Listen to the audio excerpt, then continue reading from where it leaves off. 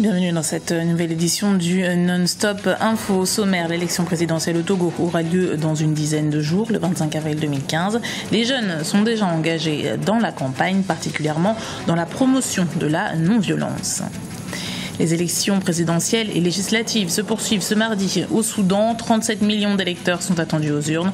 Le président sortant Omar El-Béchir est candidat à sa réélection, un scrutin boycotté par l'opposition.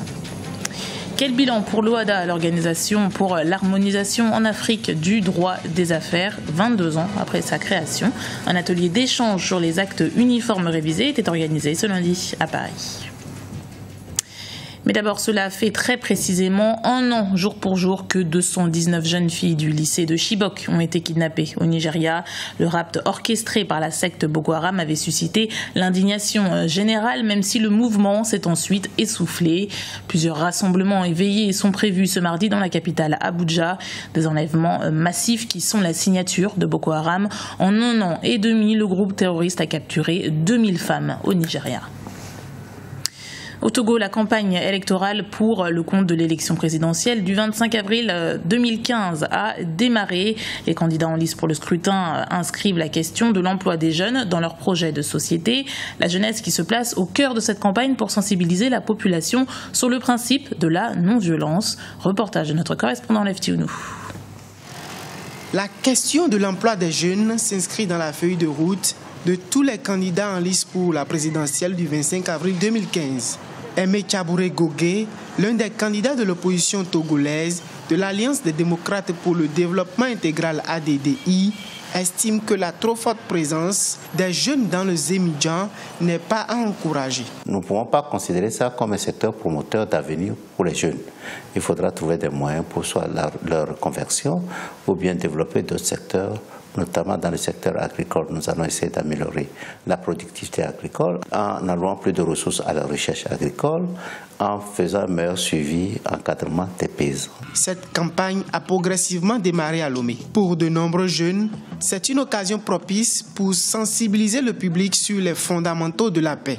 J'aimerais sensibiliser tous les jeunes que de voir comment notre pays est en paix, que cette élection se déroule dans la paix, dans la non-violence, pour que la paix règne toujours dans notre pays. Je ferai porte à porte pour expliquer réellement la situation qui provoque maintenant dans ce pays.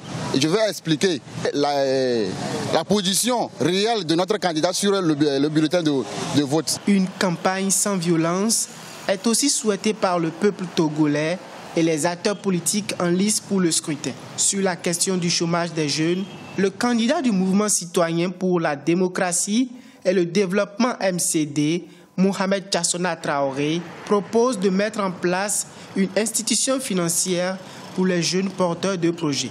Il prévoit créer 40 000 emplois en 5 ans.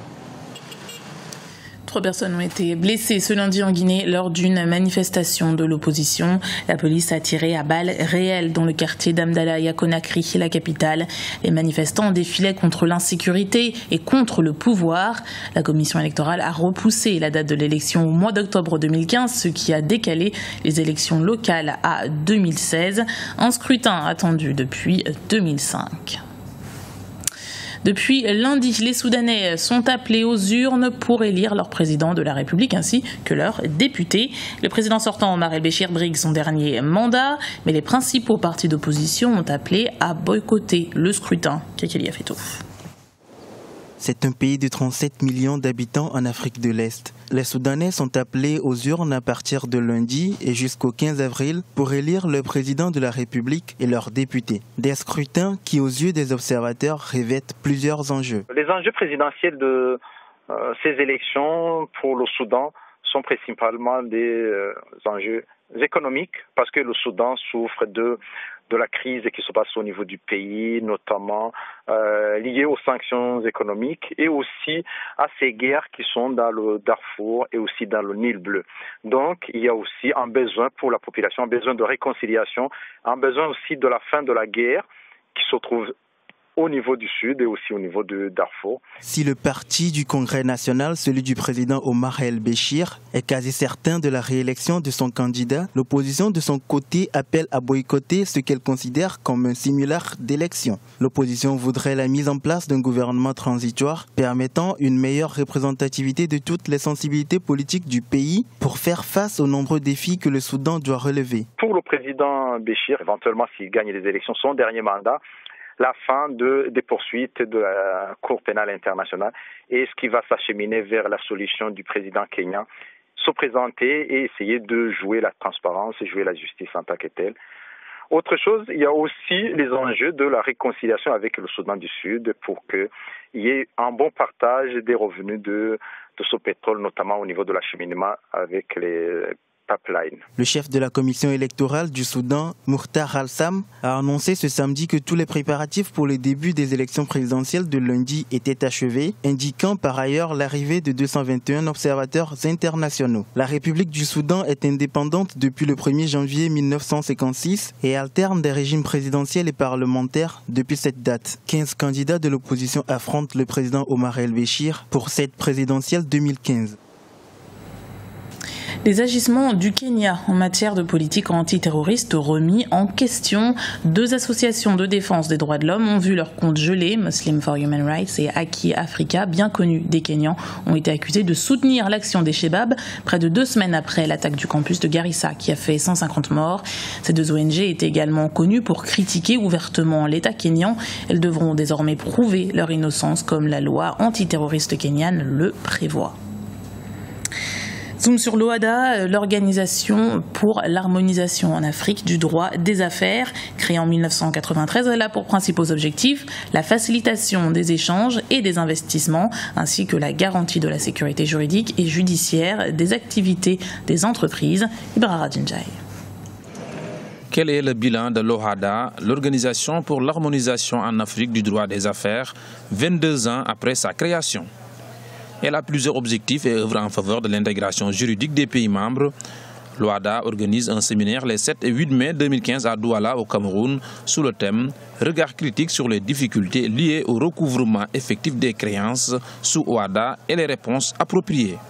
L'institution a plusieurs ambitions, notamment la promotion de l'entrepreneuriat dans les pays membres. Il faut savoir que parmi les textes dont nous avons eu à parler, il y a l'acte uniforme relatif aux droits des sociétés commerciales et du groupement d'intérêt économique. Nous venons de réformer donc ce texte-là. Quand on veut faire affaire aujourd'hui dans l'espace OHADA, il faut partir de ce texte.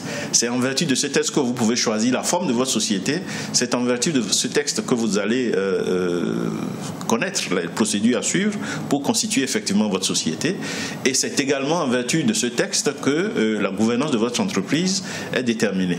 Vous voyez, donc il est très important que cela soit quelque chose de perçu comme et de vécu comme facilitant vraiment la création d'entreprises. Ce rendez-vous devrait permettre à l'institution de trouver des solutions aux difficultés auxquelles elle est confrontée. L'OHADA s'occupe de réglementer le fonctionnement des entreprises et également, spécialement, d'encourager le mouvement de ces entreprises dans le sens d'une installation dans notre zone, dans les 17 pays concernés.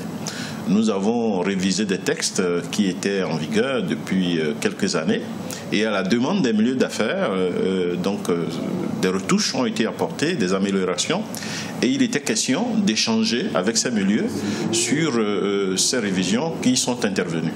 Depuis sa mise en place par le traité de Port-Louis du 17 octobre 1993, l'Organisation pour l'harmonisation en Afrique du droit des affaires, l'OHADA, reste une institution internationale de plein exercice dotée d'une personnalité juridique internationale. C'était le journal de la rédaction. Merci de l'avoir suivi. Retrouvez dans un instant une nouvelle édition du Non-Stop Info sur Africa 24.